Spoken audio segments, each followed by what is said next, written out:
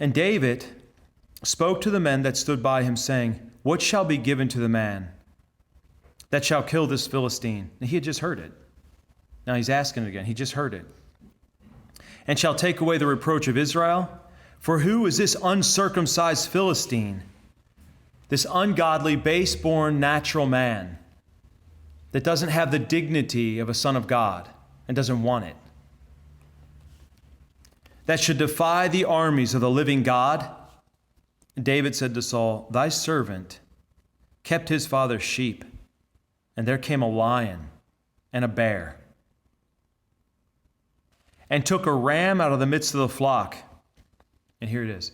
And I pursued after them and struck them and delivered them out of the mouth. And they rose. So he said or, but it happened twice. And they rose up against me.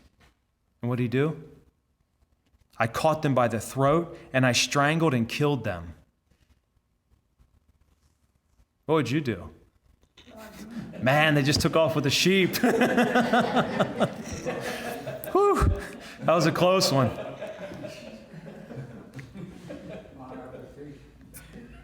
Instead, he chased them down. He freed the rams. And then when they rose up against him, he strangled them to death. He fought them. He didn't turn, high heel and run. He saved the ram. He attacked his assailant. He attacked the temptation. He went after the vice. He rooted it out and he destroyed it. Though it was bigger than him, though it was stronger than him, he didn't flinch a bit. That means he had zero fear about his own life, zero thought of his own life, but he did his duty. These are the lessons. This isn't a childhood story. These are lessons for us that we have so many beautiful things that we need to take and actually implement into our lives. How do we act when the vices come? How do we act when the temptation comes? How do we act when the fear comes? So now David already has a history of standing up for things, chasing things down, and killing them, right? That is the evil that comes after us. He chased down fear, he faced his fear, he caught it, and he overcame it. And then he killed it. For I, thy servant, have killed both lion and a bear, and this uncircumcised Philistine shall be also as one of them. I will go now, and I will take away the reproach of Israel. Remember, young people, they get these bold ideas. When we get older, we mock them for it. Because they know it's right, and they know their life's worth dying for something important. The older we get, we don't think that way, do we? We think about preserving our life at almost every cost, making sure we can still go on vacation, making sure we can still have the things that we want to have, do the things that we want to do. Just compromise a little bit. It won't matter. You'll get over it. Young people don't think that way. It's all or nothing. Right now, this is wrong, and I'm going to do something about it. That's a good thing. And then we all need to keep that, especially for our faith and for to take away the reproach of God, which is everywhere today. And who does anything about it?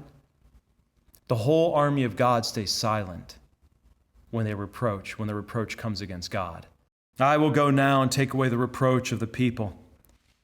For who is this uncircumcised Philistine who hath dared to curse the army of God?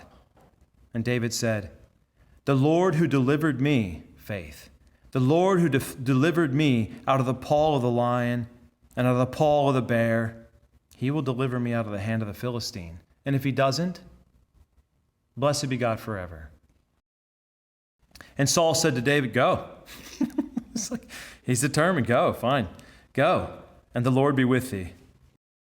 He took his staff, and it says this, which he always had in his hand. What's that?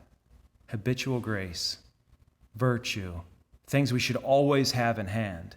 These are the weapons that we take. He just took what he always has. And he chose 5 smooth stones out of the brook. And he put them into the shepherd's script. Got a whole army there, scared to death. You got a giant there, with a sword and an armor and a huge shield, probably bigger than David, just the shield. And David takes his staff and picks up 5 stones. And when the Philistine looked and beheld David, he despised him, for he was a young man, ruddy and comely of countenance. And the Philistine said of David, Am I a dog? Am I a dog that thou come out against me with a staff? He's offended. You're sending a kid with a stick? You're sending a kid with a stick against me? And the Philistine cursed David by his gods. And he said to David, Come to me, and I will give thy flesh to the birds of the air and to the beasts of the earth. You know, that'd probably make us tremble. But David was indignant. He was indignant for the glory of God. And David said to the Philistine, Thou comest to me with a sword and with a spear and with a shield, and I come to thee in the name of the Lord of hosts, the God of the army of Israel, which thou hast defied. Indignant. What David is saying is, by his sin, by the sin of this base-born man, he's got to pay. This day, and the Lord will deliver thee into my hands. I will slay thee, and take away thy head from thee, and I will give the carcasses of the army of the Philistines. He's not just talking about, he said he's going to wipe out the whole army, this kid with a stick. He's going to wipe out the whole army of the Philistines.